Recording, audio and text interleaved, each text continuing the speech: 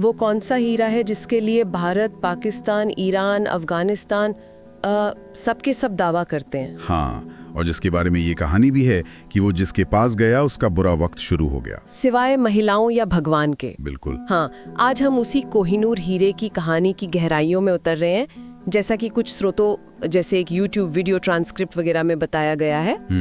ठीक है, तो चलिए शुरू करते हैं। इस हीरे का सफर कहाँ से शुरू होता है? आंध्र प्रदेश? हाँ, आंध्र प्रदेश के गोलकुंडा इलाके से करीब 1306 के आसपास का समय माना जाता है। काकतीय राजवंश। अच्छा, काकतीय। हाँ, वो इसके पहले ज्ञात मालिक थे। और उस समय गोलकुंडा, आप सोचिए, दुनिया का शायद इकलौता हीरा खनन क्षेत्र था। अरे वाह! और इसका साइज सुना है बहुत बड़ा था शुरू में। बहुत बड़ा। दिलचस्प बात यह है कि तब इसका वजन अंदाजन 793 कैरेट था। 793 कैरेट हीरे के वजन की इकाई है, जैसा हम जानते हैं। मतलब क्लैरिटी कमाल की थी।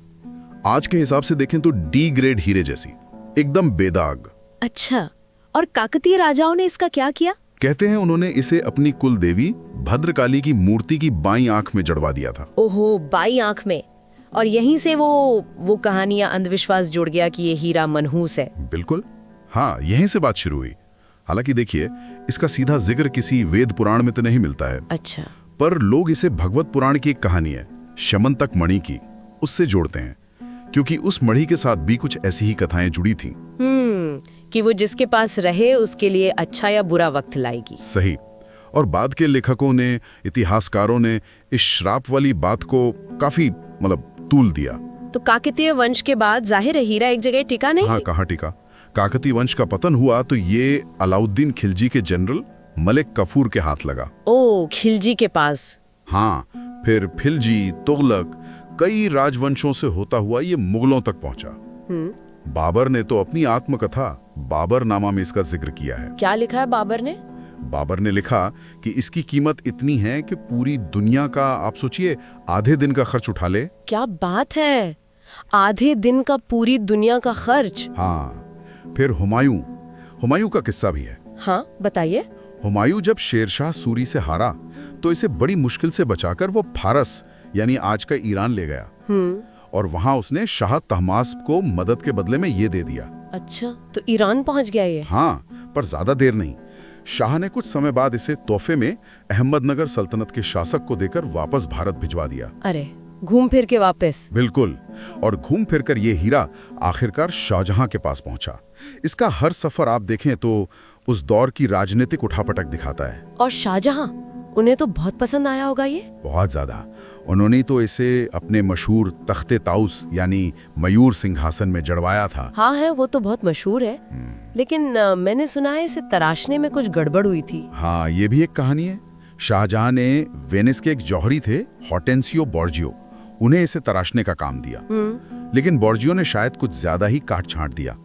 वजन 793 कैरेट से घटकर करीब 186 कैरेट रह गया। कुछ लोग 280 भी कहते हैं, पर काफी कम हो गया। ओह, शाहजहां तो नाराज हुए होंगे। बेहद नाराज। जुर्माना भी लगाया था बोर्जियो पर। खैर, फिर इसे तख्ते ताउस में जड़वा दिया गया। और फिर एंट्री होती है नादिर शाह की, दिल्ली पर हमला। बिल्कुल सही। 1738-39 में फारिस के नादिर शाह ने दिल्ली पर चढ़ाई की।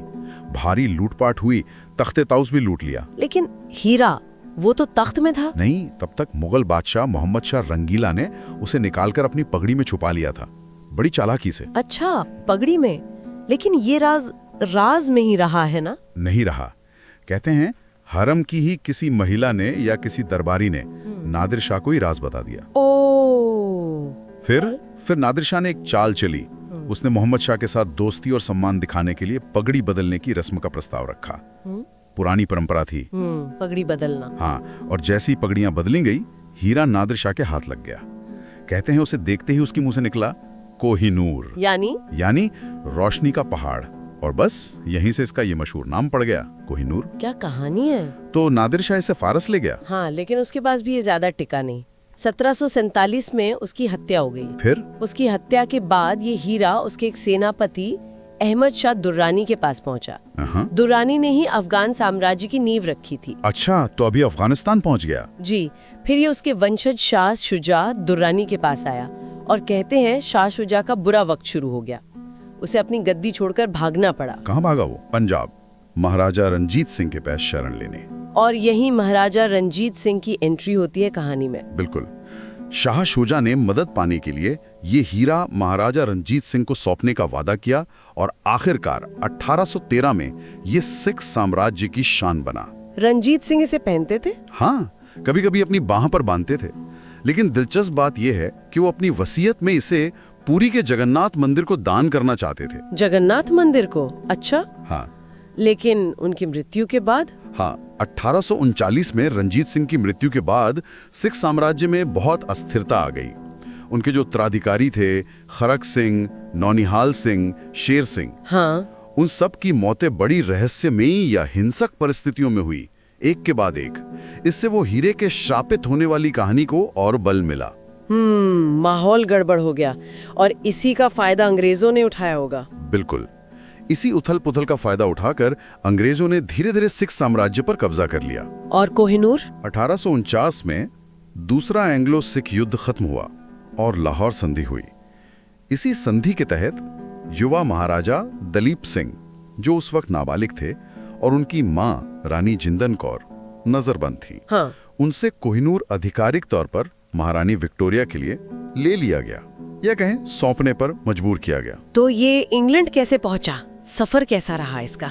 इसे 1850 में एक जहाज था HMS मेडिया, उससे इंग्लैंड भेजा गया। कहते हैं रास्ते में उस जहाज पर हैजा फैल गया था, भयंकर तूफान भी आया। अरे! और इंग्लैंड पहुंचने के कुछ समय बाद ही ब्रिटेन के प्रधानमंत्री थे रॉबर्ट पील, उनकी घोड़े से गिरकर मौत हो गई। ओहो! रानी विक्टोरिया पर भी एक हमला हुआ। ओहो! तो श्राप की कहानियों को और हवा मिली होगी। जाहिर है, खूब हवा मिली। इंग्लैंड पहुंचकर भी इसे फिर से तराशा गया है ना, वजन और कम किया गया। हाँ, रानी विक्टोरिया को शायद इसका जो भारतीय कट था वो पसंद नहीं आया, या शायद वो इसकी चमक और बढ़ाना चाहती थी।